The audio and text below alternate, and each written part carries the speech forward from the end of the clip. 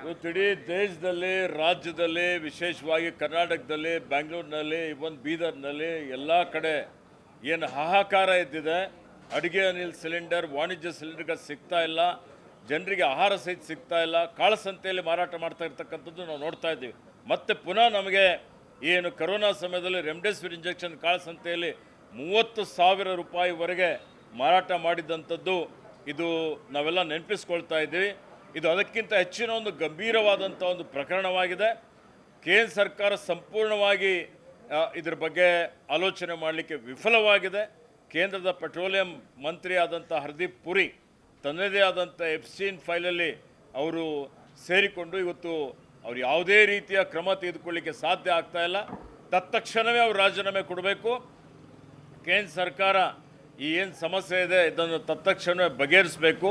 ಬೇರೆ ಬೇರೆ ಮೂಲಗಳಿಂದ ಇವತ್ತು ಗ್ಯಾಸ್ಗಳನ್ನು ಖರೀದಿ ಮಾಡಿ ನಮ್ಮಲ್ಲಿರುವಂಥ ಏನೊಂದು ಇವತ್ತು ಸಿವಿಲ್ ವಾರ್ ಆಗುವಂಥ ಒಂದು ಪರಿಸ್ಥಿತಿ ಬರುವಂಥ ಸಂದರ್ಭ ಇದೆ.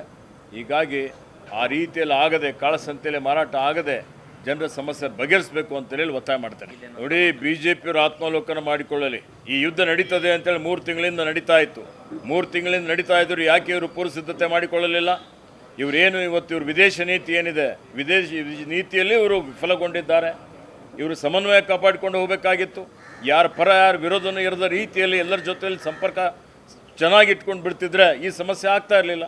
ಬೇರೆ ಬೇರೆ ವಿದೇಶದ ರಾಷ್ಟ್ರಗಳು ಎಲ್ಲಿ ಇವತ್ತು ತೈಲ ಇರುವಂಥ ರಾಷ್ಟ್ರಗಳು ನಮಗೆ ತೈಲ ಸರಬರಾಜು ಮಾಡುವಂಥದ್ದಕ್ಕೆ ಸಾಧ್ಯತೆ ಆಗ್ತಾಯಿತ್ತು. ಅದೇನೂ ಮಾಡಲಿಲ್ಲ, ಕೈಕಟ್ಟಿ ಕುಳಿತುಕೊಂಡ್ರು. ತಮ್ಮದೇ ಆದಂಥ ರೀತಿಯಲ್ಲಿ ಇವರು ಆಡಳಿತ ನಡೆಸ್ತಾ ಇದ್ದಾರೆ. ಹೀಗಾಗಿ ಇಂಥ ಒಂದು ಗಂಭೀರವಾದಂಥ ಒಂದು ಸಮಸ್ಯೆ ಇಡೀ ದೇಶದ ಎದುರುಗಡೆ ಇದೆ.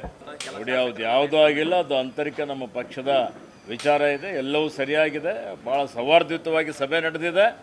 ಎಲ್ಲರೂ ಒಗ್ಗಟ್ಟಾಗಿ ಇವತ್ತು ಜಿಲ್ಲೆಯ, ರಾಜ್ಯದ ಅಭಿವೃದ್ಧಿಗಾಗಿ ನಾವು ಚರ್ಚೆ ಮಾಡಿದ್ದೇವೆ. ಯಾವುದೂ ಕೈ ಮಿಲಾಯಿಸೋಂಥದ್ದಾಗಿಲ್ಲ. ಒಬ್ಬರೊಬ್ಬರು ಸಲಹೆ ತೆಗೆದುಕೊಂಡಿದ್ದಾರೆ. ಉತ್ತಮವಾದಂಥ ಸಲಹೆಗಳನ್ನು ಇಬ್ಬರು ಕೊಟ್ಟಿದ್ದಾರೆ.